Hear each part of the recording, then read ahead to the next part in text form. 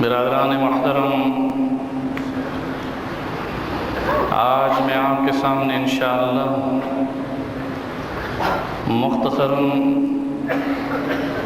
سیرت عثمان غنی رضی اللہ تعالیٰ عنہ کو بیان کرنے کی کوشش کرتا ہوں۔ اگرچہ حضرت عثمان غنی رضی اللہ تعالیٰ عنہ کا چیپٹر بہت بڑا ہے، ایک مکمل تاریخ کی کتاب ہے، میرے دوستوں اور بزرگوں، حضرت عثمان غنی رضی اللہ تعالیٰ عنہ جو کہ عفان کے بیٹے تھے، العاص کے پوتے تھے، اور 5ویں پشت میں رسول اکرم صلی اللہ علیہ وسلم کا دادا اور حضرت عثمان غنی کا دادا ایک ہے۔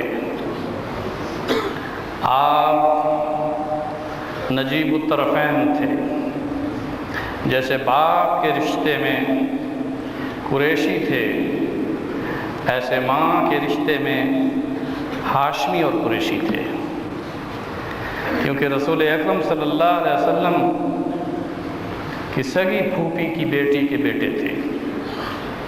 ام حکیم کی بیٹی کا نکاح عفان سے ہوا تھا، اور عفان سے ہونے والا بیٹا عثمان، اس اعتبار سے رسول اکرم صلی اللہ علیہ وسلم کے ساتھ آپ کا یہ رشتہ ماں اور باپ دونوں کے ساتھ ملتا ہے۔ آپ اپنی خوبصورتی کے اعتبار سے، میں کہوں یا کوئی اور کہے، یہ نہیں بلکہ رسول اکرم صلی اللہ علیہ وسلم کا ارشاد بیان کرتا ہوں۔ آپ نے فرمایا کہ عثمان کو اپنی شکل کے اعتبار سے بھی مجھ سے مشابہت ہے۔ عثمان غنی رضی اللہ تعالیٰ عنہ کی مشابہت حسن کے اعتبار سے سفید، درمیانہ قد، لیکن داڑھی بڑی لمبی اور خوبصورت تھی۔ تاہم یہ کہ رسول اکرم صلی اللہ علیہ وسلم نے ان کے کچھ اوصاف جو حسن اور جمال کے، ان کو اپنے ساتھ مشابہت میں گنوایا۔ میرے دوستوں اور بزرگوں، عفان مکہ مکرمہ میں بہت بڑے تاجر تھے، اور ظاہر ہے کہ قریشی ہونے کے ساتھ رسول اکرم صلی اللہ علیہ وسلم سے 5ویں پشت میں جہاں آپ کا رشتہ ملتا ہے، مناف پر ملتا ہے۔ آپ انشاءاللہ ان حلقات میں جب بیٹھیں گے تو میں آپ کو شجرہ طیبہ نسب رسول صلی اللہ علیہ وسلم کو بھی یاد کرانے کی کوشش کروں گا کہ عبد مناف حضور کے کیا لگتے تھے، ان کے بیٹے کا کیا نام تھا، ان کے بیٹے کا کیا نام تھا۔ اس طرح سے انشاءاللہ یہ بات ذہن میں رکھی ہے کہ جہاں ہمیں رسول اکرم صلی اللہ علیہ وسلم کے ساتھ محبت کا دعویٰ ہے، وہاں ہم رسول اکرم صلی اللہ علیہ وسلم کی سیرت کو اپنے ذہنوں میں اس طرح سے رکھیں کہ اپنی محبوب کی شکل ہمیشہ سامنے رہے۔ خاندانی رشتوں کے اعتبار سے بھی اور آپ کے حسن اخلاق کے اعتبار سے بھی رسول اکرم صلی اللہ علیہ وسلم کو اللہ رب العزت نے نہ صرف یہ کہ مقام اخلاق کے اعلیٰ مقام پر فیض فرمایا تھا، نہ صرف یہ کہ آپ نبیوں میں سب سے افضل اور تمام نبیوں کے سردار تھے، بلکہ حضور اکرم صلی اللہ علیہ وسلم نے فرمایا کہ جبریل نے مجھے آ کر یہ خبر دی کہ کائنات عالم میں آپ کے نسب سے بڑھ کر کوئی افضل نسب بھی نہیں ہو سکتا، آپ کے قبیلے سے بڑھ کر کوئی افضل قبیلہ نہیں ہو سکتا۔ اور قریش کو اور پھر اس میں سے ہاشم کو اللہ نے چنا، اور ان میں سے محمد رسول اللہ صلی اللہ علیہ وسلم کو چنا۔ کہو صلی اللہ علیہ وسلم۔ میرے دوستوں اور بزرگوں، موضوع کسی اور طرف چلا جائے گا، میں مختصراً جھلکیاں دوں گا حضرت عثمان غنی رضی اللہ تعالیٰ عنہ کے بارے میں۔ یہ بات ذہن نشین کیجئے کہ حضرت عثمان غنی رضی اللہ تعالیٰ عنہ اپنی عمر کے اعتبار سے رسول اکرم صلی اللہ علیہ وسلم سے 4 سال چھوٹے تھے۔ کتنے سال؟ 4 سال چھوٹے تھے۔ اور جس وقت رسول اکرم صلی اللہ علیہ وسلم کو منصب نبوت اور غار حرا میں تاج نبوت پہنایا گیا، اور پھر آپ صلی اللہ علیہ وسلم نے اعلانیہ طور پر جب دعوت دی وحدانی اللہ کی وحدانیت کی اور اپنی رسالت اور نبوت کی، اس وقت حضرت عثمان غنی رضی اللہ تعالیٰ عنہ کی عمر مبارک 36 سال تھی۔ کتنی تھی؟ 36 سال تھی۔ اور یہ بات ذہن نشین رکھیے کہ سیدنا ابو بکر صدیق رضی اللہ تعالیٰ عنہ جس وقت رسول اکرم صلی اللہ علیہ وسلم پر ایمان لائے، وہ واقعہ میں بیان کر چکا ہوں، آپ کے ذہنوں میں ہوگا کہ اس بات کے انتظار میں رہتے تھے کہ کب نبوت کا دعویٰ ہو اور میں آپ کے دست حق پرست پر بیعت کر کے آپ پر ایمان لاؤں۔ کیوں کہ وہ ساری نشانیاں پہلے دیکھ چکے تھے۔ میرے دوستوں اور بزرگوں، جب حضرت ابو بکر صدیق رضی اللہ تعالیٰ عنہ ایمان لائے، آزاد مردوں میں پہلا نمبر اسلام لانے والوں میں کس کا تھا؟ بولو زور سے۔ حضرت صدیق اکبر کا تھا۔ کس کا تھا؟ حضرت علی کی عمر اس وقت 8.5 سال تھی، آپ کے گھر کے زیر کفالت تھے، آپ کے چچا زاد بھائی تھے، لیکن آزاد مردوں میں حضرت ابو بکر صدیق رضی اللہ تعالیٰ عنہ کا ایمان یہ ثابت کرتا ہے کہ آزاد مردوں میں سب سے پہلا ایمان لانے والا فرد کون؟ صدیق اکبر۔ اور پھر جب صدیق اکبر رضی اللہ تعالیٰ عنہ نے رسول اکرم صلی اللہ علیہ وسلم سے یہ پوچھا کہ اب میرے ذمہ کیا کام ہے، آپ نے فرمایا جیسے میں نے اللہ کی طرف بلانا ہے تو نے بھی اللہ کی طرف بلانا ہے۔ میرے دوستوں اور بزرگوں، حضرت ابو بکر صدیق رضی اللہ تعالیٰ عنہ سب سے پہلے اسلام لانے کے بعد جس کے گھر پہ گئے وہ حضرت عثمان بن عفان تھے۔ کون تھے؟ عثمان بن عفان تھے۔ حضرت ابو بکر نے حضرت عثمان کو دعوت اسلام دی اور دعوت اسلام دے ہی رہے تھے، ابھی دار ارقم میں یا گھر میں آنا نہیں بلکہ ابھی دعوت دے ہی رہے تھے۔ میرے دوستوں اور بزرگوں، اس بات کو ذہن نشین کیجئے کہ رسول اکرم صلی اللہ علیہ وسلم کا گزر ابو بکر صدیق کی طرف ہوا تو دیکھا کہ عثمان سے ابو بکر بات فرما رہے ہیں۔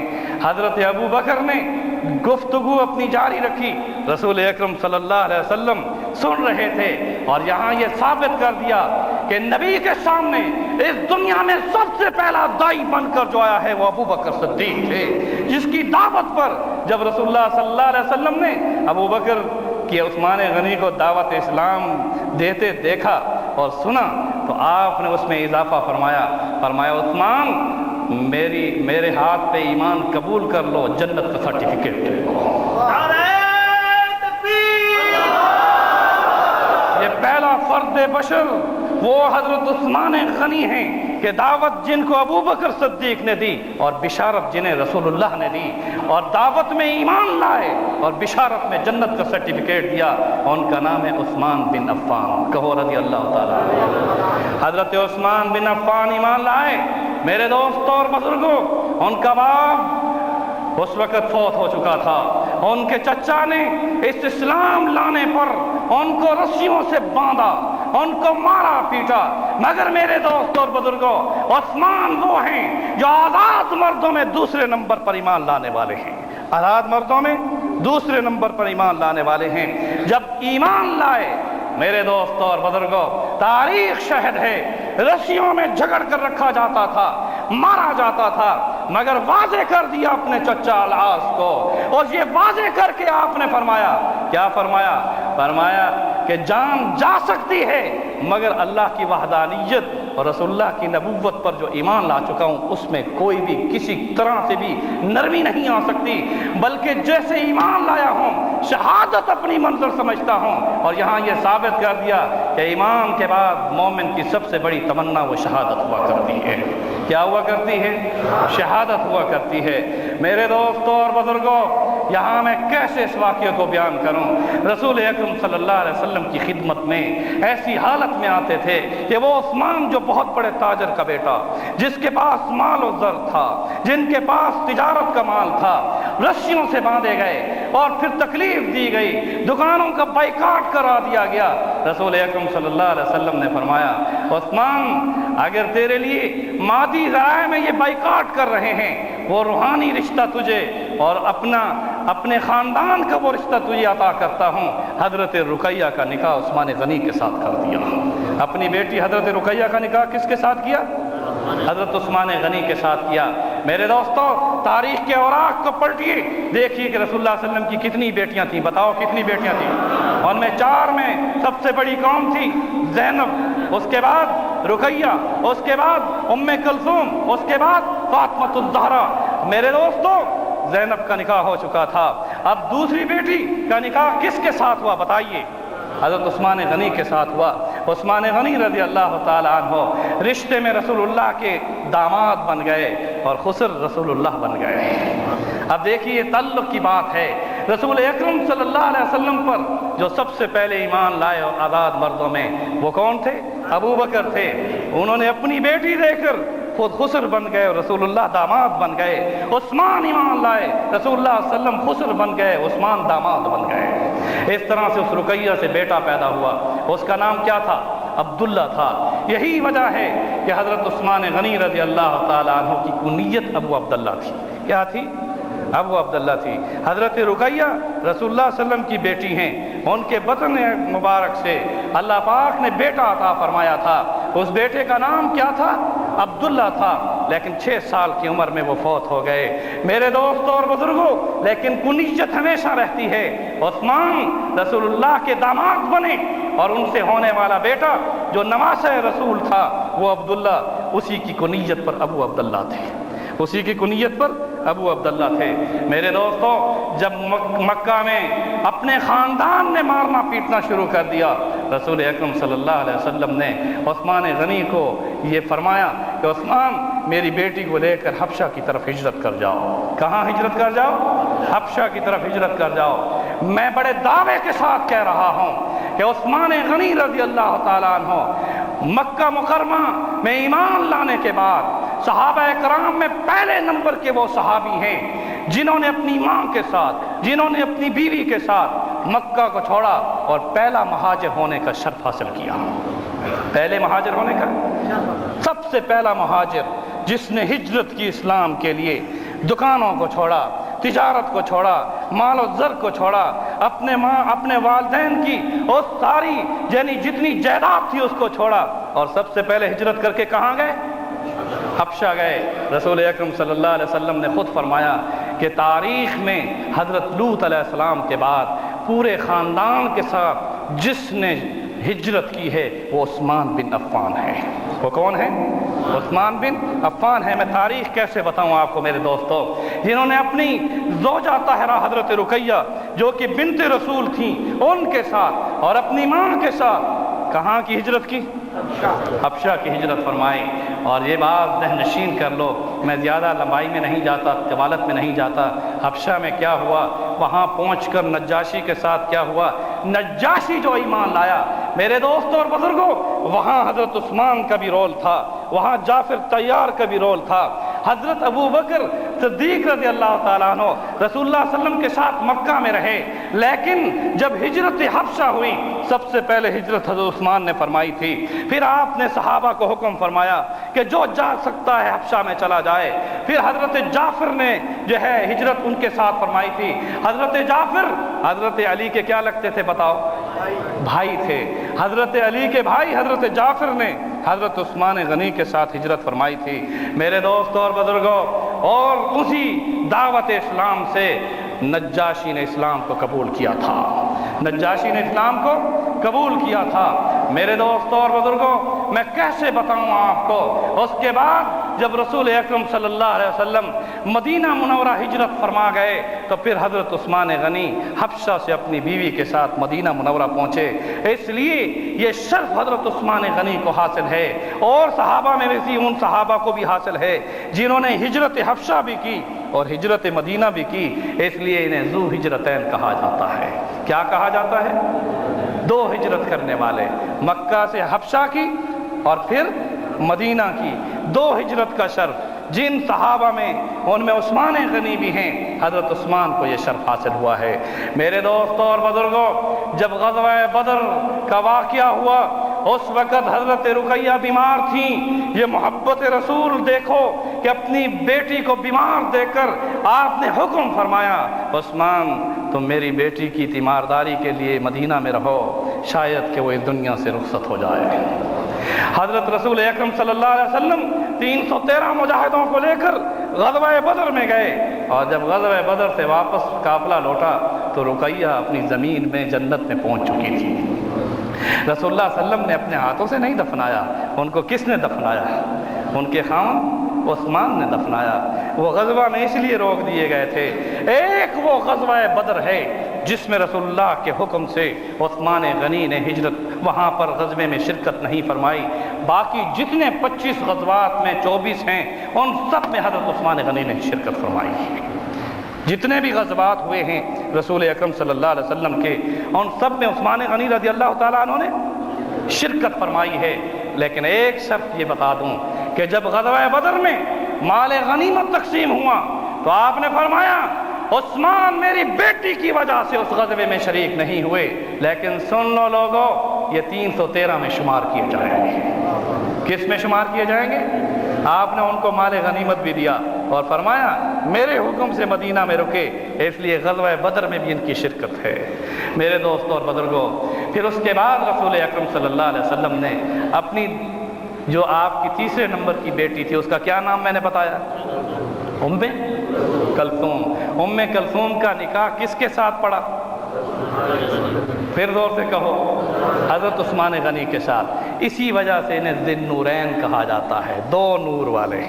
ایک رقیہ جب فوت ہوئی تو اس کے بعد اس کی بہن ام کلثوم کہو رضی اللہ عنہ، یعنی بنات رسول میں میرے دوستو کائنات عرض میں کسی شخص کو حضرت آدم علیہ السلام سے لے کر رسول اللہ صلی اللہ علیہ وسلم کی سیرت تک اگر دیکھیے کسی نبی کی دو بیٹیاں اگر کسی کے گھر میں آئی ہیں تو عثمان کے گھر میں آئی ہیں۔ یہ شرف کس کو حاصل تھا کہ دو بیٹیاں، اس لیے انہیں کیا کہا گیا؟ ذو النورین کہا گیا۔ ذو النورین دو نور والے۔ رقیہ فوت ہوئیں اور وہ غزوہ بدر کے موقع پر فوت ہوئیں، اور جب ام کلثوم کا نکاح ہوا 9 ہجری میں انہوں نے وفات پائی حضور کی حیات طیبہ میں، اور حضور نے پھر صحابہ میں بیٹھ کر کیا اعلان فرمایا اگر میری اور بیٹی ہوتی تو اس کا نکاح بھی عثمان کے ساتھ کر دیتا۔ میرے دوستو یہاں یہ دیکھیے کہ رسول اکرم صلی اللہ علیہ وسلم اپنی بیٹی کا ایک بیٹی کا رشتہ دیا، وہ فوت ہوئیں تو دوسری بیٹی کا رشتہ دیا۔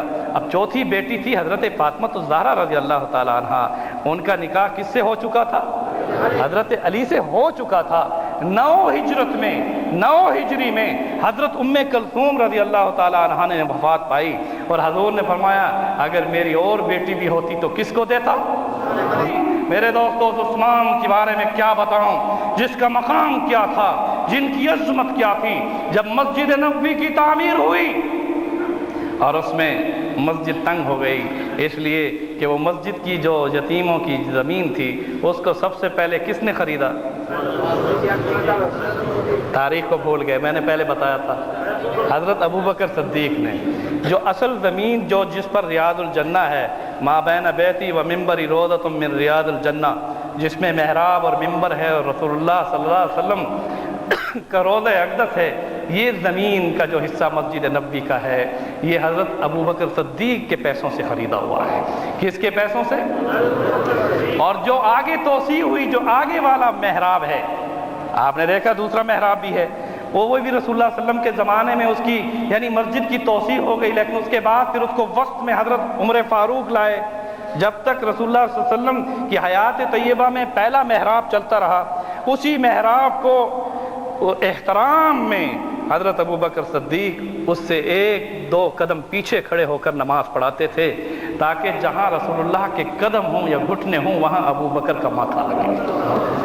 اور آج بھی جہاں آپ جا کے محراب نبوی میں جو نماز کا شرف حاصل کرتے ہیں، وہ جو اصل سجدے کی جگہ ہے رسول اللہ صلی اللہ علیہ وسلم کی، وہ اس پلر کے اندر ہے، اس توانا کے اندر ہے، تاکہ بے ادبی نہ ہو۔ جہاں رسول اللہ کا ماتھا لگتا ہو وہ اس کو پلر کے اندر رکھ دیا، جہاں پاؤں مبارک تھے وہاں جا کے ہم جب سجدہ کرتے ہیں تو وہاں جہاں رسول اللہ صلی اللہ علیہ وسلم کھڑے ہو کر نماز پڑھاتے تھے وہاں آج امتی ان پاؤں کی جگہ پر اللہ کا سجدہ کرتا ہے۔ میرے دوستوں اور بزرگوں، تاریخ کے حوالے سے میں مدینے کی ساری تاریخ آپ کو بتاؤں گا، لیکن دیکھنا میں نے یہ ہے کہ آپ میں جوش اور جذبہ ہونا چاہیے۔ جم کر بیٹھو گے، سنتے رہو گے، انشاءاللہ میں آپ کو پوری تاریخ سے آگاہ کروں گا۔